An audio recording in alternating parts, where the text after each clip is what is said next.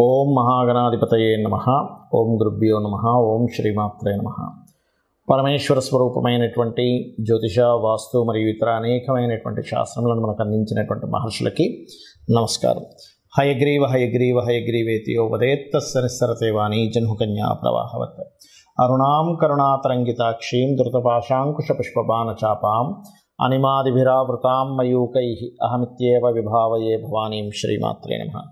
ప్రేక్షకులకి ఆ లలితాంబిక అమ్మవారి యొక్క అనుగ్రహం పరిపూర్ణంగా కలగాలని మనస్ఫూర్తిగా కోరుకుంటూ మనం ఈరోజు చెప్పుకోబోయేటువంటి టాపిక్ ఏమిటి అంటే, ప్రతి కుటుంబంలో కూడా తల్లి, తండ్రి, పిల్లలు కావచ్చు, అన్నదమ్ములు కావచ్చు, మేనమామ కావచ్చు, అలాగా ఒక రిలేషన్స్ అనేవి ఉంటాయి. ఆ రిలేషన్స్లో మన పూర్వజన్మ కర్మ ఆధారంగా ఒక రిలేషన్తో మనకి ఇబ్బంది ఉంటుంది, ఒక రిలేషన్తో చాలా బాగుంటుంది. ఎందుకు అలా అవుతుంది అంటే, మనం పాస్ట్ లైఫ్లో చేసుకున్న కర్మ. కొంతమందికి జీవిత భాగస్వామితో ఇబ్బంది ఉంటే, కొంతమందికి అన్నదమ్ములతో, కొంతమందికి మేనమామతో, లేకపోతే కొంతమందికి ఆడపడుచులతోని, కొంతమందికి మదర్తో కూడా ఉంటుంది. అది చాలా దారుణమైనటువంటి కాంబినేషన్. కొంతమందికి ఫాదర్తో ఇబ్బంది ఉంటుంది.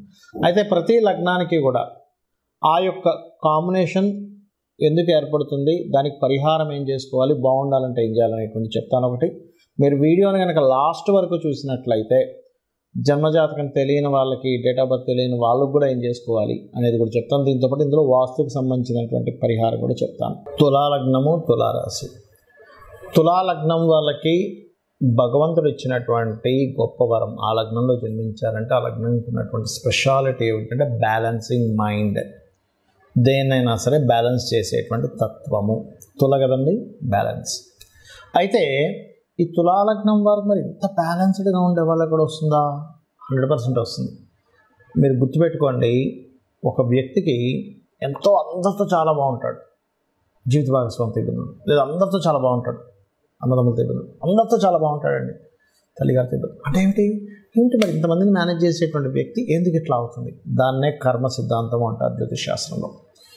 కుటుంబ సభ్యులతో మీకు ఎక్కువగా ఇబ్బంది వస్తుంది అంటే ఇట్స్ వెరీ క్లియర్. మీరు అర్థం చేసుకోవాల్సింది ఏమిటంటే, కుటుంబ సభ్యులు కారకుడైన కుజుడు స్పాయిల్ అయ్యాడు మీ జాతకంలో ఎక్కడో. ఒక్కొక్కసారి ఆ కుజుడు ఇంకో గ్రహానికి అందిస్తాడు, అప్పుడు ఆ గ్రహం అది పర్సనల్ చార్ట్ ద్వారా తెలుస్తుంది. That is different case. But మీ కుటుంబ సభ్యులతో ప్రాబ్లం క్లియర్ అవ్వాలి అంటే మీకు దగ్గరలో ఆంజనేయ స్వామి ఆలయం కానీ, లేదా సుబ్రహ్మణ్యేశ్వర స్వామి యొక్క ఆలయం కానీ ఉన్నట్లయితే మీరు అక్కడికి వెళ్ళండి. వెళ్ళి ప్రదక్షిణాలు చేసుకుని కుటుంబ సభ్యులతో సఖ్యత ఖచ్చితంగా పెరుగుతుంది. ఇక రెండో పాయింట్, ఇక్కడ సర్వసాధారణంగా మిస్కమ్యూనికేషన్స్ ఎందుకు జరుగుతాయో చెప్తాను. తులాలగ్నం వారికి మీరు ఒక మంచి చెబితే ఈ మంచిని ఇతను ఏదో మ్యానిపులేట్ చేయడానికి చెప్తున్నాడనో, ఏదో బయటికి అలా చెప్తున్నాడు కానీ లోపల ఇంకో ఇంటెన్షన్ వేరేది ఉందనో, బయటికి మాత్రం శ్రీరంగ నీతులు, ఇంకోటి ఏదో సామెత ఉంటుంది, ఇట్లాంటివి అనేటువంటి చేయడం జరుగుతూ ఉంటుంది. బికాజ్ ఆఫ్ ఎందుకు అట్లా జరుగుతుంది, ఏ కేసెస్ ఇట్లా జరుగుతుందో చెప్తా. జూపిటర్ గురుగ్రహం కనుక పాడైంది మీ జన్మజాతకంలో, ఇట్లాంటి విమర్శలు మీరు ఎదుర్కొంటారు. ఎందుకు? గురువు ధర్మానికి కారకుడు, కమ్యూనికేషన్స్కి కారకుడు, మీ జాతకానికి రిలేషన్స్కి కారకుడు అవుతాడు. అంటే మంచి చెబితే గొడవ వస్తుంది, ఏమిట్రా నాయన అన్నట్టుగా ఉంటుంది పరిస్థితి. మరి అప్పుడు ఏం చేయాలి? దత్తాత్రేయుడి యొక్క ఆరాధన చేసుకోండి. అయితే ఇక్కడ ఈ సంతానంతో ఒకవేళ, లేదా ప్రేమించిన వాళ్ళతో ఒకవేళ ఏదైనా రిలేషన్స్లో ఇబ్బంది వచ్చింది అంటే ఇట్స్ వెరీ క్లియర్. ఇక్కడ ఏం చెప్తుంది? శని భగవానుడు పాడయ్యాడు. కాకపోతే తులాలగ్నం వారికి ఈ దోషం ఎక్కడ పోతుందంటే, సంతానం కనుక వేరే దేశాలకో, వేరే రాష్ట్రాలకో వర్క్ రీత్యానో, ఉద్యోగ బిజినెస్ రీత్యానో, లేకపోతే ఏదైనా చదువు కోసమని, విద్య పూర్తి చేయడం కోసమని ఎవరైతే విదేశాలకు వెళ్తారో అప్పుడు ఈ దోషం తొలగిపోతుంది. సమ్టైమ్స్ ఇష్టపడిన వాళ్ళ ద్వారా కూడా వస్తుంది శని పాడైతే. అలాంటప్పుడు ఏం చేయాలంటే, శనికేతు కుజ గ్రహాల దగ్గర దీపారాధన చేయాలి తులాలగ్నం వారు. మరి ఇందాక మనం చెప్పుకున్నాం, జీవిత భాగస్వామికైనా కుటుంబానికైనా కుజుడు పాడైతేనే అని. మరి అత్తగారు విషయంలో ఇబ్బంది వస్తుందండి, మేనమామ విషయంలో ఇబ్బంది వస్తుందండి. మేనమామకి దత్తాత్రేయుడు ఆరాధన చేసుకోవాలి. మేనమామ వరుస వాళ్ళతో ఇబ్బంది వస్తుంది, లేదా అన్నదమ్ములతో ఇబ్బంది వస్తుందంటే. కానీ అత్తగారి పాత్ర స్పెసిఫిక్గా ఇక్కడ చంద్రుడు పోషిస్తాడు. ఇక్కడ ఎలా ఉంటుందంటే, న్యాచురల్గానే చంద్రుడు 4th లార్డ్, కానీ 10th లార్డ్షిప్ వచ్చింది. న్యాచురల్ 4th లార్డ్ ఈజ్ చంద్రుడు. న్యాచురల్గా అంటే తులాలగ్నానికి అనట్లేదు, మీరు భారతం చేసుకోండి. సహజంగానే చంద్రుడు 4వ అధిపతి. అంటే అందరికీ తల్లి పాత్ర పోషిస్తూ ఉంటే ఇక్కడ అత్తగారి పాత్ర పోషిస్తుంటాడు తులా లగ్నం వారికి. అంటే ఏమిటి, ఒక్కొక్కసారి సమ్టైమ్స్ అత్త తల్లిలాగా తల్లిగారు అత్తగా యాక్ట్ చేసేటువంటి సిచ్యువేషన్స్ తులా లగ్నం వారికి 100% ఉంటాయి. మరి అప్పుడు ఏమిటి, కొంతమందికి చూడండి, అబ్బా మా అమ్మగారితో చాలా ఇబ్బంది అయ్యేది, ఎందుకంటే మా అత్తగారు మా అమ్మలాగా ఎంతో చక్కగా చూసుకుంటుందండి, మా అత్తగారితో చాలా ఇబ్బంది కానీ మా అమ్మగారితో చాలా బాగుందండి. ఈ వైస్ వర్స జరుగుతూ ఉంటాయి. అప్పుడు మీ జన్మజాతకంలో చంద్రుడు ఎక్కడో రివర్స్ ప్లానెట్తో కనెక్ట్ అయ్యాడు. వక్రించిన నక్షత్రాలు, వక్రించిన గ్రహాలు, పాపగ్రహాలు పాపకత్తెరలో ఉండడం మీరు అర్థం చేసుకుంటూ మెడిటేషన్ చేయండి ఎక్కువగా. అదేవిధంగా శని, చంద్ర, రాహు గ్రహాల దగ్గర దీపారాధన చెయ్యండి. 100% మీకు బాగుంటుంది, అందులో ఎటువంటి సందేహం లేదు. అయితే ఇక్కడ ఒకటే గుర్తుపెట్టుకోండి, మూన్ ఈజ్ మోస్ట్, అంటే మూన్ ఎక్కువ ప్రాధాన్యత చూపిస్తుంది మీ జాతకంలో. ఎందుకంటే వీనస్ లగ్నం, దశమం ఈజ్ చంద్రుడు, అంటే ఎక్కువ కళారంగ సంబంధమైనటువంటి పాత్రను పోషిస్తూ ఉంటుంది. కళారంగాల్లో ఉండే వాళ్ళ వల్ల కూడా మీకు వస్తూ ఉంటుంది ఇబ్బంది. అలాంటప్పుడు మీరు ముఖ్యంగా సూర్య భగవాను చూస్తూ ఓం భానుమండల మధ్యస్థ భైరవీ భగమాలినే నమః అని చేసుకుని అన్ని విధాలు బాగుంటుంది. ఇక్కడ ఒక విషయం గుర్తుపెట్టుకోండి, మనకి జన్మజాతకం ఎంత ప్రభావితం చేస్తుందో రిలేషన్స్ విషయంలో వాస్తు కూడా అంత ప్రభావితం చేస్తుంది. అయితే ఇది ఏ దిశను చూసుకోవాలి, ఇక్కడ పర్టికులర్గా సోషల్ కమ్యూనికేషన్స్ లేదా ఇంట్లో ఉండే వాళ్ళందరి సఖ్యతని చూసుకునేటువంటి దిశ తూర్పు. ఎందుకండి తూర్పుకి అధిపతి ఎవరు? తూర్పుకి సూర్య భగవానుడు అధిపతిగా చెప్తూ ఉంటారు, అలాగే ఇంద్రుడిగా చెప్తూ ఉంటారు. మన ఇంద్రియాలు, ఇంద్రుడు అంటే ఎవరు? మన ఇంద్రియాలకు సంబంధించిన ఇంద్రుడు.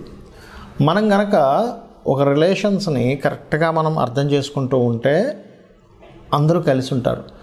సూర్య భగవానుడు ఎందుకు ఇచ్చారు తూర్పుకి అంటే, తూర్పును ఉదయించేటువంటి సూర్యుడు అనే కాకుండా సూర్యుడు న్యాచురల్ 5th లార్డ్, అంటే ఒక బాధ్యతగా ఉండేటువంటి ఒక అడ్మినిస్ట్రేషన్ చేసేటువంటి లక్షణం ఉన్నటువంటి గ్రహం సూర్య భగవానుడు. ఈ తూర్పు భాగం కనుక మీకు మీ వాస్తులో పాడైంది, ఖచ్చితంగా ఏమవుతుంది, ఇంట్లో రిలేషన్స్ పాడవుతాయి.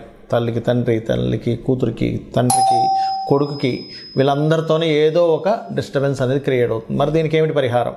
It's very clear. తూర్పు భాగంలో లైట్ గ్రీన్ కలర్ ఉండేలా చూసుకోండి, రెడ్ కలర్ రాకుండా చూసుకోండి, ఇట్లా కొన్ని ఉంటాయి. సో ఫస్ట్ ఆఫ్ ఆల్ ఏంటంటే మీరు లైట్ గ్రీన్ కలర్ పెట్టుకొని అక్కడ మీరు చేయవలసినటువంటిది ఏమిటి అని చెప్పి చూసుకున్నట్లయితే, పర్టికులర్గా మీరు రాముడి యొక్క పట్టాభిషేకం బొమ్మ ఒకటి పెట్టండి. ఇది అయితే మరి ఇందులో మళ్ళీ రకరకాల వేరియేషన్స్ వస్తుంటాయి. అట్లాగా భార్యతో పడట్లేదండి అంటే ఆగ్నేయము నైరుతి కూడా పాడైందని మీరు అర్థం చేసుకోవాలి. అలా కాదండి, మాకు కొన్ని మనీ మ్యాటర్స్ వల్లే ఎక్కువ ఇబ్బంది వస్తుంది, ఇంట్లో రిలేషన్స్తోని కొత్త అవకాశాలు ఇంట్లో ఉండే వాళ్ళ వల్ల నేను ఇబ్బంది పడుతున్నాను అన్నప్పుడు, ఎవరైనా బంధువర్గంలో మేనమామ, మామయ్య వీళ్ళ వరుస వల్ల వస్తుందంటే కొంత నార్త్ కూడా పాడవుతుందని అర్థం. మదర్తో నాకు ఎప్పుడు ఇబ్బంది వస్తుందంటే మీ జన్మజాతకంలో ఖచ్చితంగా తల్లికి కారకుడైన చంద్రుడు అండ్ 4th లార్డ్ పాడయ్యాడు, దాంతోపాటు వాయువ్యం కూడా పాడైందని మీరు చెక్ చేసుకోవాలి.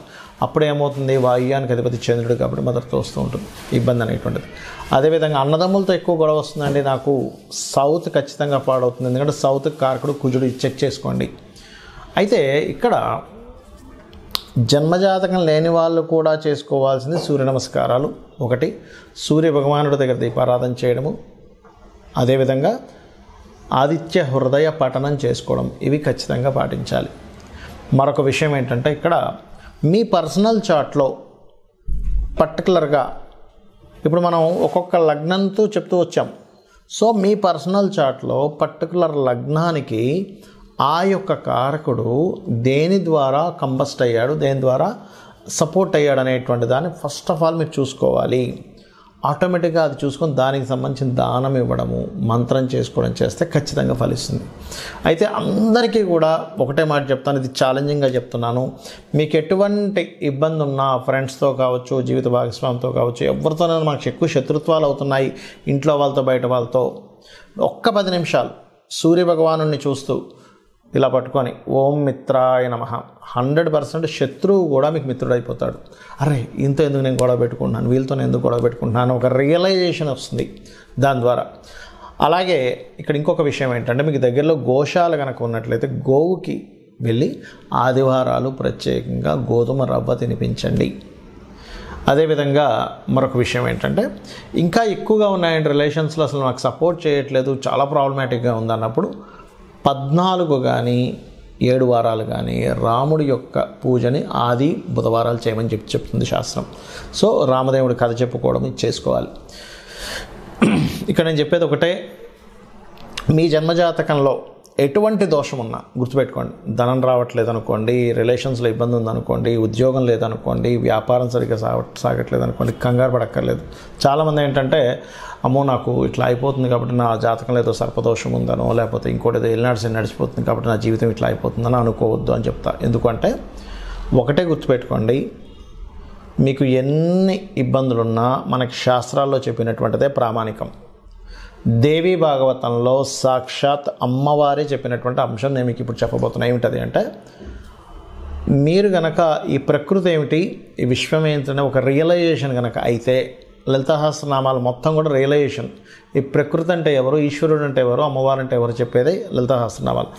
కనబడుతున్న ప్రతి వస్తువు ఈశ్వరుడు, అందులో ఉన్నటువంటి శక్తి అమ్మవారు అని మీరు రియలైజ్ అయ్యి అమ్మవారిని నమ్ముకొని, నాకేంటి మా అమ్ముందని ఎలా నమ్ముతామో, చంటి పిల్లవాడు అమ్ముందని ఎలా నమ్మి హాయిగా నిద్రపోతుంటాడు, అలాగే నాకేంటి అమ్మవారు ఉంది అనేటువంటి భావనతో ఎవరైతే నిత్యము లలిత చేసుకుంటూ, లలిత సహస్రనామాలు చేసుకుంటూ, ప్రకృతిలో ఉన్న ప్రతిదీ ఈశ్వర స్వరూపంగా భావిస్తూ వాళ్ళ పని వాళ్ళు చేసుకుంటూ వెళ్ళిపోతుంటారో, పక్కవాడ అదంటున్నాడా, లేకపోతే ఈ సొసైటీ ఇలా మారిపోతుందనా, లేకపోతే ఇంకోటి అవుతుందనా అనేటువంటి ఆలోచనలు పక్కన పెట్టి మన బాధ్యత మనం చేసుకుంటూ అమ్మవారిని నమ్ముకుంటూ వెళ్తున్నారా, మీ యొక్క తలరాతని అమ్మవారే మారుస్తుంది అనేటువంటి శాస్త్రంలో ఉన్నటువంటి పచ్చి నిజం. కాబట్టి ఇది ఫాలో అవ్వండి. ఆ లలితాంబిక అమ్మవారి యొక్క అనుగ్రహం మీరు పరిపూర్ణంగా పొందాలని మనస్ఫూర్తిగా కోరుకుంటూ శ్రీమాత్రే నమః.